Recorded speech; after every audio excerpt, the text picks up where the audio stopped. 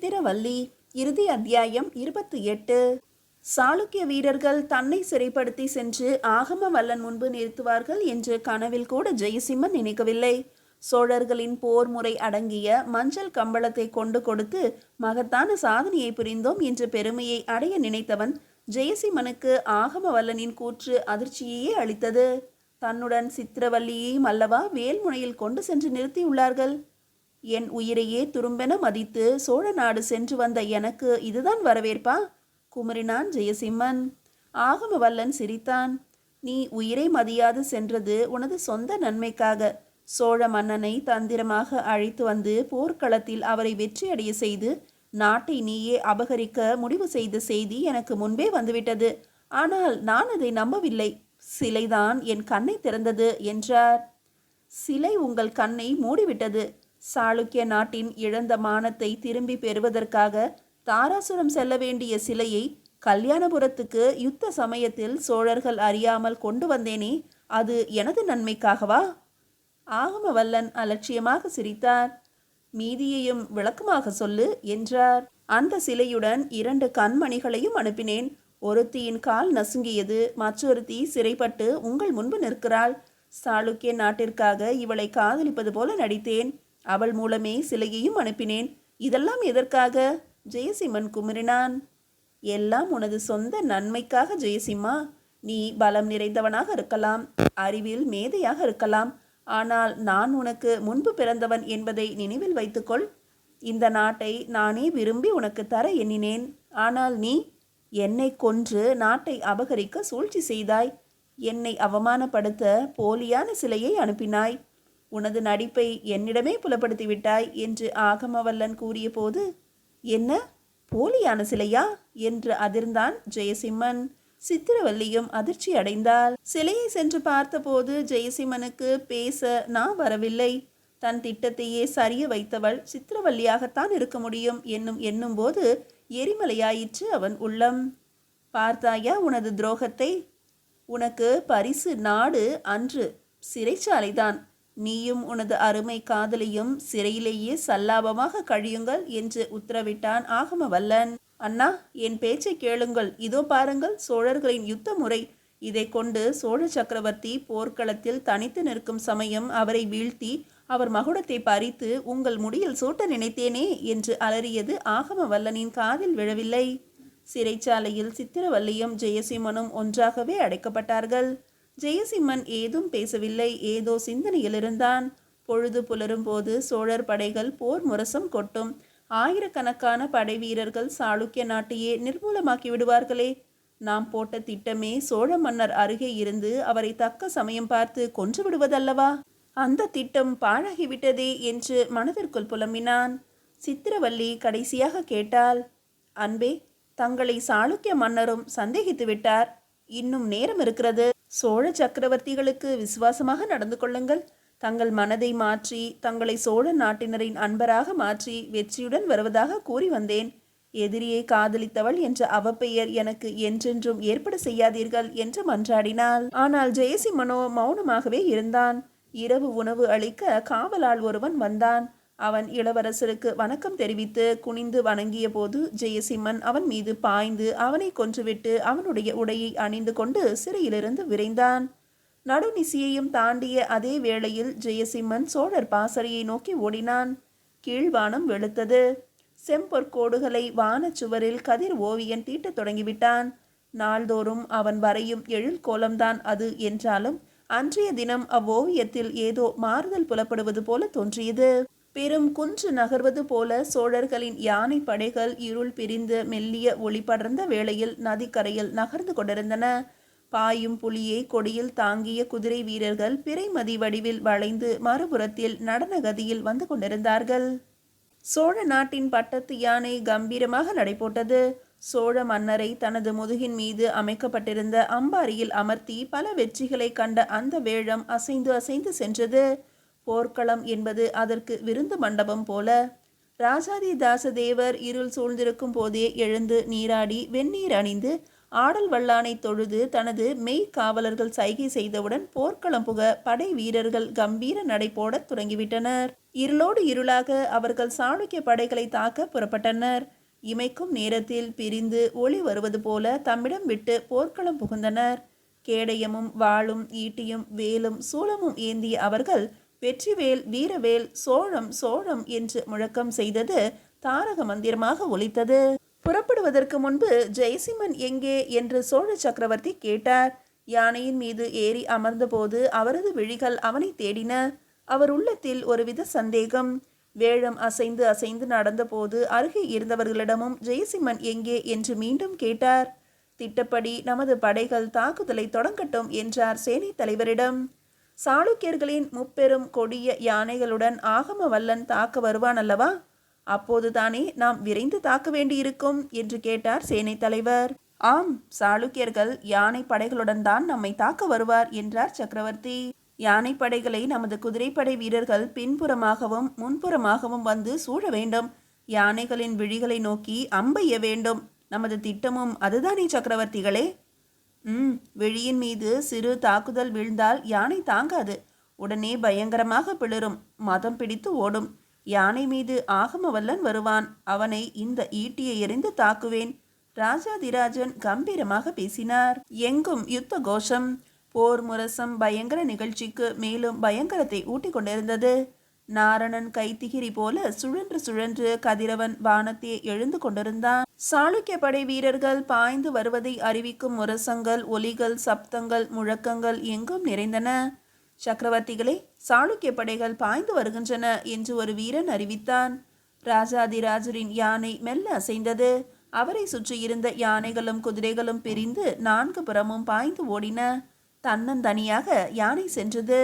அரசே, சாளுக்கியர்களின் குதிரைப்படைகள் விரைந்து வந்து தாக்குகின்றன என்று கூறினான் மற்றொரு வீரன்.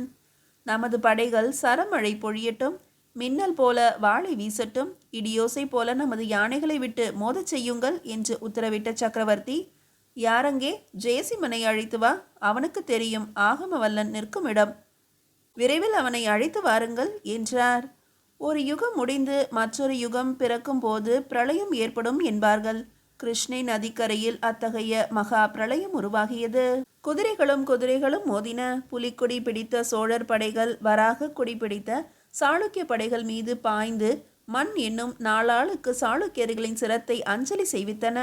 ஜெயசிம்மனை சோழ வீரர்கள் தேடிக் கொண்டிருந்தார்கள். ஆனால் பாதாள சிறையிலிருந்து தப்பி ஓடிய ஜெயசிம்மன் இருளில் பதுங்கி பதுங்கி பொழுது புலரும் போது போர்க்களத்தை அடைந்து விட்டான். அவன் உடலில் பெரும் பரபரப்பு. கைகள் துருதுருவென்று இயங்கின. அவன் அணிந்திருந்த சோழர் படை வீரர்களின் உடை அல்லோல கல்லோலமுற்று பெரும் தாக்குதலும் நடைபெற்ற சமயத்தில் சோழ வியூகத்தில் எளிதில் நுழைய உதவியது. அவனை தடுத்து நிறுத்துவார் இல்லை. தடுத்து நிறுத்திய ஒருவர் அவனை சக்கரவர்த்தி அழைப்பதாக கூறினார். கீழே சாய்ந்த வீரனை சுமந்திருந்த குதிரை ஒன்று அவனுக்கு கிடைத்தது. அவன் லட்சியம் நிறைவேறும் நேரமும் வந்தது. அவனுக்கு துரோக பட்டம் கொடுத்து ஆகமவல்லன் சிறையில் தள்ளி அவனது சகாப்தத்தையே ஒழித்துவிட முனைந்தான். ஆகமவல்லனின் சதி பழிக்காது. இதோ ஜெயசிம்மன் குறிபார்த்து தாக்க போகிறான். அவனது வலது கரம் உயர்ந்து விட்டது. குறிபார்த்து எரியும் சக்தி வாய்ந்த அவனது கரம் சோழ பட்டத்து யானையின் மத்தகத்தை நோக்கி பாய போகிறது. யானையின் மண்டை இரண்டாகும். சோழ சக்கரவர்த்தி கீழே விழுவார். அவர் மகுடம் மண்ணில் உருளும். அவனுக்கு வேண்டியது அவ்வளவே. சோழ நாட்டின் பரம்பரை மகுடத்தை அவன் கையில் ஏந்துவான். ஓடுவான் ஆகமவல்லனை நோக்கி. அவரிடம் மகுடத்தை இரு கரங்களிலும் சுமந்து நீட்டுவான். அண்ணா, நான் துரோகியா? இப்பொழுது சொல்லுங்கள் என்பான். அருமை தம்பி, எனக்கு பிறகு ஏன், இப்போதே நீதான் சாளுக்கிய நாட்டு மன்னன். உன்னை தவறாக நினைத்துவிட்டேன் என்பார். இதோ ஜெயசிம்மன் கை உயர்ந்து விட்டது. தின் தோளின் தசைகள் இயங்கத் தொடங்கின. பாய போகிறது வேலாயுதம். ஆ, இதென்ன கொடுமை! அவன் கையில் இருந்த வேல் ஏன் துவள்கிறது? ஜெயசிம்மன் கையில் பிடித்திருந்த வேல் குறி தவறிவிட்டதே. அது எங்கோ பாய்கிறதே. அவன் எதிர்பார்த்த இடம் நோக்கி அல்ல. அவனது பரந்த மார்பை பொங்கி வரும் ரத்தம் நனைத்து விட்டதே. இதென்ன பயங்கரம்! ஆகமவல்லன் எறிந்த வேல் சோழர் படையை தாக்கிவிட்டதே. ஆகமவல்லன் நேருக்கு நேர் வந்துவிட்டான். யானை பயங்கரமாக பிளறுகிறது. அங்கும் இங்கும் ஓடுகிறது. ராஜாதிராஜனை நோக்கி அம்பு கணைகள் பாய்ந்து வருகின்றன சரசரவென்று. கம்பிலி செய்ய தம்பம் நட்டதும் கடியரன்கொள் கல்யாணர் கட்டரச் செய்த ராஜாதிராஜன் செங்குருதி கொப்பளிக்க மண் மீது வீழ்ந்தான். குன்றென நின்ற உடல் மண்ணில் சாய்ந்தது. சோழர் பரம்பரை மகுடம் மண்ணிலே வீழ்ந்தது. இல்லை இல்லை, ராஜராஜனும் ராஜேந்திரனும் அணிந்த சிபி சக்கரவர்த்தியின் பரம்பரை மகுடம் மண்ணிலே வீழவில்லை. இளம் வீரன் ஒருவன் அதை கையில் தாங்கிக் கொண்டான். அதோ அவன் ஓடுகிறானே. ஜெயசிம்மன் தள்ளாடி தள்ளாடி நடக்கிறான். அவன் ஓடும் வீரனை பார்த்து விட்டான். ஏய், நில் நில், உன்னை அடையாளம் தெரியாது என்று எண்ணாதே. சித்திரவள்ளி, மகுடத்தை கொடுத்துவிடு. என் உயிர் போவதற்கு முன்பு என் அண்ணனின் காலடியில் அதை சமர்ப்பிக்க வேண்டும். ஏய் என்று ஜெயசிம்மன் கூவி தொடர்ந்து ஓட முயன்றான். ஆனால் அவனால் முடியவில்லை. ஆனால் அவனை விட வேகமாக செல்லவல்ல குருவாள் சித்திரவல்லியின் முதுகை தொடர்ந்து பாய்ந்தது. காதல் பரிசு என்று அவன் உதடுகள் முணுமுணுத்தன. இளவரசர் அவர்களே, எழுந்திருங்கள், தாமதிக்காதீர்கள் என்ற குரல் கேட்டு ராஜேந்திர சோழதேவர் தான் தங்கியிருந்த இடம் விட்டு ஓடி வந்தார். அவர் இரவெல்லாம் உறங்கவில்லை. என்ன செய்தி வருமோ என்று எதிர்பார்த்து காத்திருந்தார். கடல் போன்ற படைகளுடன் சென்றிருக்கும் தனது அண்ணன் ராஜாதிராஜ சோழதேவருக்கு விரல் விட்டு எண்ணக்கூடிய தனது படைகளும் தானும் எந்த விதத்தில் உதவ முடியும்? ஏன் வீணே இங்கே காத்திருக்கிறோம் என்று பலவாறு நினைத்தார். ஆனால் ஏதோ ஒருவித கலக்கம் அவரை முதல் நாளிலிருந்தே வாட்டியது. இளவரசே, உடனே புறப்படுங்கள். சக்கரவர்த்திகளின் மார்பை சாளுக்கியர்களின் அம்பு மாறி துளைத்துவிட்டது. இதை சொல்வதற்குள் சித்திரவல்லியின் பேச்சில் நடையில் தடை ஏற்பட்டுவிட்டது. முதுகில் பாய்ந்த விஷக்கத்தி தன் வேலையை செய்ய தொடங்கியிருந்தது. இளவரசே, இப்படி சிறிது நில்லுங்கள். அணிந்துள்ள இளவரசருக்கான கிரீடத்தை கழட்டுங்கள். இதோ சோழரின் பரம்பரை மகுடம், இதை அணிந்து கொள்ளுங்கள். கிருஷ்ணை நதிக்கரையில் கொப்பம் எனும் இந்த சிற்றூரில் மேலே கதிரவனும் கீழே பூமாதேவியும் அருகே ஓடும் நதியும் சாட்சியாக சோழ நாட்டு சாதாரண குடிமகளாகிய நான் தங்களுக்கு இந்த மகுடத்தை அணிவிக்கிறேன். மண்ணில் வீழ்ந்தார் நமது மாமன்னர் ராஜாதிராஜர். அதே மண்ணில் எழுகிறார் நமது கோபரகேசரிவர்மர் உடையார் ஸ்ரீ ஸ்ரீ ராஜேந்திர சோழதேவர் என்று கூறி அவரது தலையில் மகுடத்தை சூட்டினாள் சித்திரவல்லி. நாட்டை தனது உயிரினும் மேலாக கருதிய சித்திரவல்லி கை கூப்பினாள். பிறகு அவர் காலடியிலே வீழ்ந்தாள்.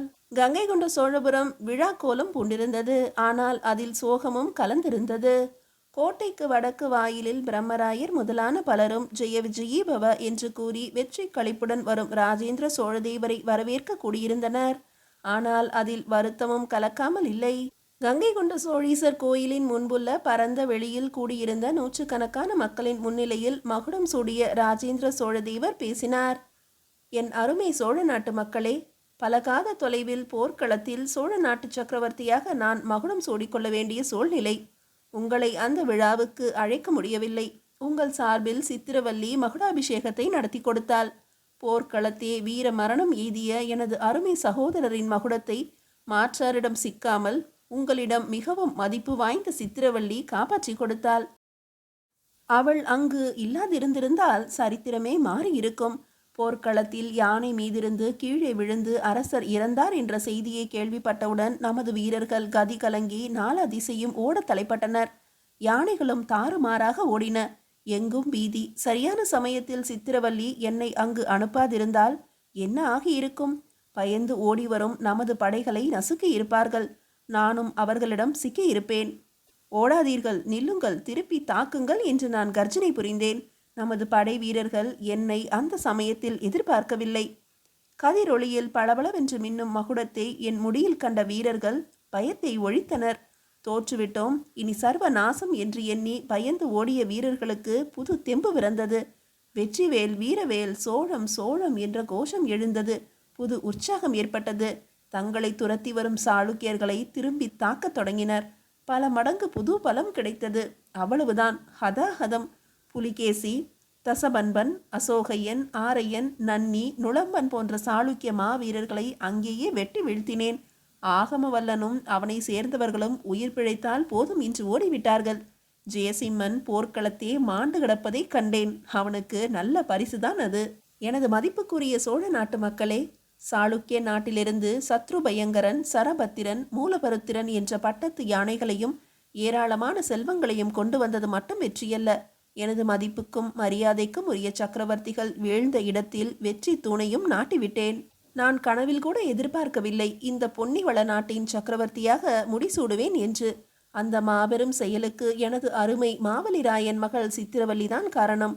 சித்திரவல்லி நாட்டின் மானத்தை காக்க தன் உயிரையும் காதலையும் துரும்பென எண்ணினாள். காதலா கடமையா என்ற கேள்விக்கு தக்க விடை சொல்லிவிட்டாள். குணரேகா விழியில் துளிர்த்த கண்ணீரை துடைத்து கொண்டாள். உன் சேவையையும் நான் கேள்விப்பட்டேன். சோழீசருக்கு நடனாஞ்சலி செய்ய முடியாமல் போய்விட்டதே என்று வருந்துகிறாயா? சக்கரவர்த்தி கேட்டார். நந்தவனத்து மலரெடுத்து புஷ்பாஞ்சலி செய்து காலத்தை கழிக்கிறேன் அரசே என்றாள் குணரேகா. சில நாட்கள் கழிந்தன. மாவலிராயர் குடிலின் எதிரே சோழ சக்கரவர்த்தி ராஜேந்திர சோழ தேவர் தனது பரிவாரங்களுடனும் பிரம்மராயருடனும் வந்தார். மாவலிராயர் பயபக்தியுடன் அரசரை வரவேற்றார். இளஞ்சென்னி கை கட்டி மிகவும் மரியாதையுடன் நின்று கொண்டிருந்தான். உனது மகளுடைய தியாகத்தை இந்த நாடு என்றும் மறக்காது. சோழ சாம்ராஜ்ய மக்களின் நன்றி காணிக்கையாக 3 கிராமங்களை இறையிலியாக அளிக்கிறேன் என்று கூறி சாசனம் பொறிக்கப்பட்ட செப்பு பட்டயத்தை வழங்கினார். மாவலிராயன் செப்பு பட்டயத்தை வாங்கி உள்ளே எடுத்து சென்று வண்ண ஓவியத்தின் முன்பு வைத்தான். சித்திரவல்லியின் உருவத்தை தன் இதயத்தில் பதிந்திருந்தவாறு வண்ண ஓவியமாக இளஞ்சென்னி வரைந்திருந்தான். குணரேகா தொடுத்த மலர் மாலையை அணிவித்திருந்தான். அடுத்த பிறவியிலாவது சித்திரவல்லியை அடைய வேண்டும் என்பதே அவன் பிரார்த்தனை. பிரம்மராயர் மாவலியின் தோளில் தன் கரத்தை பதித்து, மாவலி, உன் மகள் தியாகி மட்டுமல்ல, பெரும் வீராங்கனை. சாளுக்கிய நாட்டு பாதாள சிறையிலிருந்து தப்பி ஜெயசிம்மனை தொடர்ந்து வந்த திறமை ஒன்றை எப்படி பாராட்டுவது என்றே தெரியவில்லை. சக்கரவர்த்தியை ஜெயசிம்மன் குறி வைத்த போது அந்த குறியை தவறு செய்தவளே அவள்தானாம். தன் முதுகில் பாய்ந்த விஷக்கத்தியுடன் கையில் மகுடத்துடன் இளவரசு தங்கியிருக்கும் இடத்துக்கு ஓடி செல்லாதிருந்திருந்தால் நினைக்கவே பயங்கரமாக இருக்கிறது. கன்னி மலராக இளைவன் பாதத்தை அவள் அடைந்து விட்டாள் என்று பாராட்டினார். சுவாமி, என் மகள் நாட்டிற்கு தன் கடமையை செய்தால் எல்லாம் தங்களுடைய தீர்க்க தரிசனம்.